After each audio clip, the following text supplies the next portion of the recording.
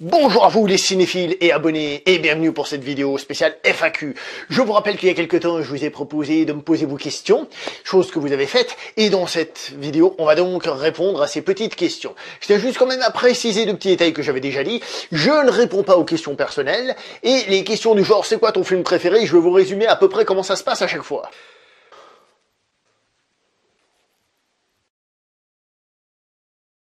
Et après je vous donne une réponse, à savoir que si vous me reposez la question 10 minutes plus tard, il y a des chances pour que je change ma réponse, parce que franchement, mon film préféré et compagnie, c'est toujours très difficile. Vous êtes prêts? C'est parti pour la FAQ. Et on commence par Lego Brick Studio qui pose plusieurs questions, dont quelle est ta série préférée?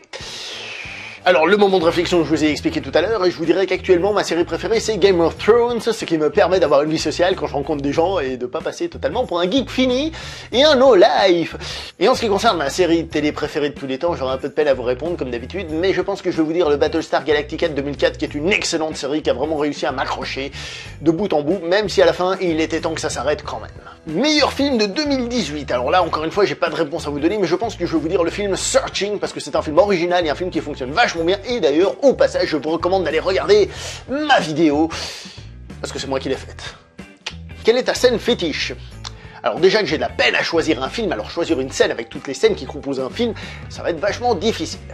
Je pense que pour te répondre, je vais dire la scène de Hook, où le personnage de Peter Pan redevient Peter Pan, où il s'envole enfin avec cette magnifique musique de John Williams, c'est un pur plaisir. Ton super-héros préféré?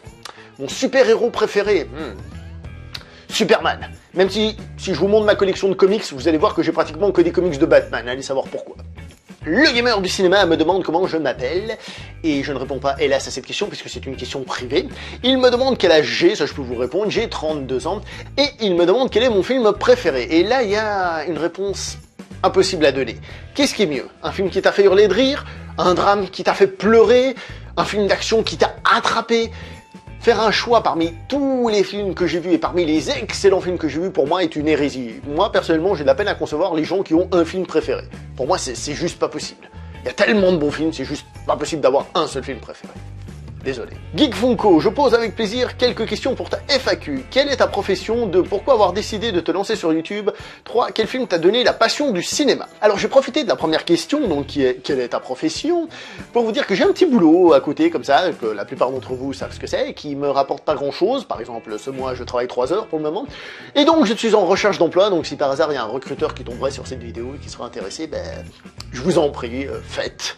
Pourquoi j'ai décidé de me lancer sur YouTube? Alors c'est une question à laquelle j'ai répondu sur la vidéo d'un collègue, donc Nicolidio, peut-être que vous êtes allé la voir cette vidéo.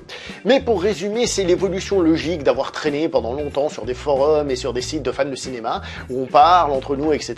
Et l'évolution de voir ça en version vidéo, puisque je suis très mauvais à l'écrit, je déteste écrire. Et donc moi j'ai trouvé ça cool, surtout que comme vous le voyez, j'aime bien dire des bêtises, et donc je pouvais me lâcher. Voilà, tout simplement. Quel film t'a donné la passion du cinéma? Alors ça va être difficile de répondre. Je pourrais te dire Superman, qui est un film que j'adore depuis tout petit, et pour tout te dire, j'ai même pas le souvenir d'avoir vu ce film pour la première fois. J'ai l'impression que je l'ai toujours vu, même si je me souviens à la fois où je l'ai, définitivement fixé dans mon esprit. Ou alors je pourrais aussi tout simplement te citer mon premier film live au cinéma, à savoir Hook, la revanche du Capitaine Crochet. Donc maintenant vous comprenez sans doute pourquoi la scène où Peter Pan s'envole est une de mes scènes fétiches, quoi. Megamax qui pose une question méga longue. Peux-tu faire un résumé de ta chaîne YouTube avec des chiffres clés de la création aux 1000 abonnés? Nombre de vidéos, nombre de critiques, nombre de films vus au cinéma, nombre de vidéos jamais publiées, nombre d'heures passées au ciné en 2018, nombre de lives, nombre de likes et commentaires, toutes vidéos confondues, etc. Comme c'est une question fermée où il dit « Est-ce que tu peux faire un résumé ?» La réponse est simple, non. Cependant, je te propose de passer sur cette vidéo-là, dans laquelle j'avais quand même présenté quelques chiffres qui sans doute te parleront par rapport à ça. Alors c'est pas les 1000 abonnés, mais c'est quand même après une année sur YouTube, je pense que ça peut être sympa quand même d'y jeter un coup d'œil. Cinéma Rolda, quels sont tes artistes que tu détestes le plus? Ceux qui chantent mal dans le métro. C'est des artistes. Cinéma Rolda toujours, la première œuvre vue au cinéma, combien de films par semaine en moyenne? Alors, la première œuvre que j'ai vue au cinéma, qui n'était donc pas un film live, que celui-ci était Hook, c'était la bande à Picsou. Quant au nombre de films en moyenne par semaine, c'est impossible de répondre, parce que ça dépend évidemment des périodes. Comme ça, je te dirais 2 films par semaine. c'est déjà pas mal. Cinéma Rolda toujours. Quel est l'avenir de ta chaîne et comptes-tu faire des lives avec les abos? Et je la mets avec une autre question, cette fois-ci de Michael Laserdisc, puisque j'ai appris que c'est ça la signification du LD à la fin. Pas de lassitude face aux multiples critiques que tu proposes chaque semaine, des évolutions possibles, nouveaux formats, etc. Alors là, il y a des bonnes questions. Il faut savoir que même pour faire une vidéo simple comme celle que je fais habituellement, qui sont des vidéos pas très travaillées par rapport à ce que peuvent proposer d'autres personnes, ça prend quand même du temps, et j'ai fait une fois le calcul, une seule fois, et j'ai pas fait à chaque fois, mais ça dure environ 4 heures. C'est quand même relativement long dans une journée, surtout que je propose un peu trop de vidéos dans une semaine, généralement entre 4 et 5, ça fait quand même beaucoup. J'ai toujours dit que si j'avais un travail à 100%, le nombre de vidéos par semaine diminuerait, c'est logique. En ce qui concerne la lassitude, je dois vous avouer que parfois j'ai un petit peu de difficulté à me lancer en ce moment, mais cependant, dès que je commence, je vais jusqu'au bout, parce que c'est fun, j'aime ça. J'ai aussi fait pendant une semaine des lives, que des lives et même des critiques en live. Je dois vous avouer que la critique en live a plein d'avantages, dont celui de pas devoir faire le montage, etc., etc. Et je pense sincèrement que c'est l'avenir de la manière de fonctionner de la chaîne, mais pas tout de suite.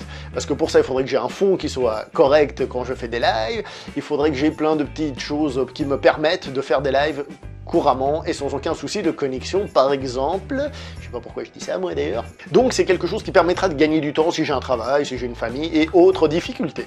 Des lives, évidemment, j'ai encore envie d'en faire, et surtout des lives thématiques, comme par exemple les quiz cinéma, ça c'était super sympa.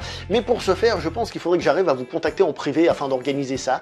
Donc si vous avez des connaissances de comment faire pour pouvoir vous contacter chacun, au moins du moins les abonnés actifs que je vois régulièrement, pouvoir vous contacter en privé, eh ben merci pour l'information. En ce qui concerne le nouveau format de la chaîne, oui, j'ai une super idée.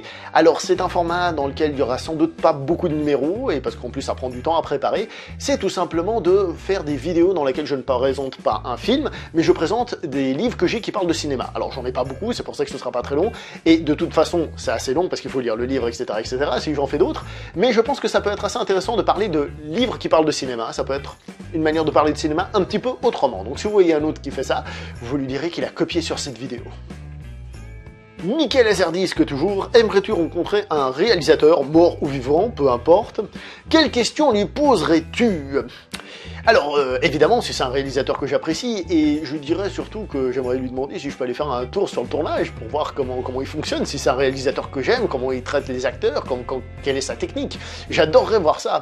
Et si c'est un réalisateur qui est, entre guillemets, décédé, ça veut dire qu'on peut se permettre des fantaisies, donc s'il peut me laisser aller sur le tournage d'un de mes films cultes, ce serait pas un souci. Puis s'il peut me proposer un petit rôle de figurant dans un coin, histoire que je sois très fier, pourquoi pas aussi, même si ça gâcherait un petit peu le film. Wolf Twister, tu as quel âge? À quel personnage de la pop culture t'identifies-tu?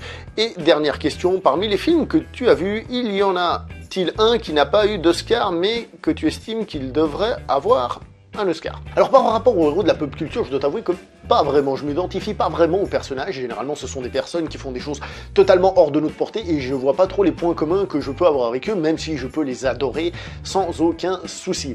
Par rapport au film qui aurait pu avoir un Oscar et qui ne l'a pas eu, évidemment, je vais te dire Mad Max Fury Road, par exemple. Même si Spotlight est un film que j'ai beaucoup apprécié, beaucoup dénigrent Spotlight pour mettre en avant Mad Max Fury Road. Par contre, je t'avouerai que j'aimerais bien être James Bond, mais ça colle pas totalement. Il y a un petit truc qui fait que je pourrais jamais être James Bond. La plupart ça colle, sauf ça, c'est que je suis pas anglais. Pour le reste, pas de problème.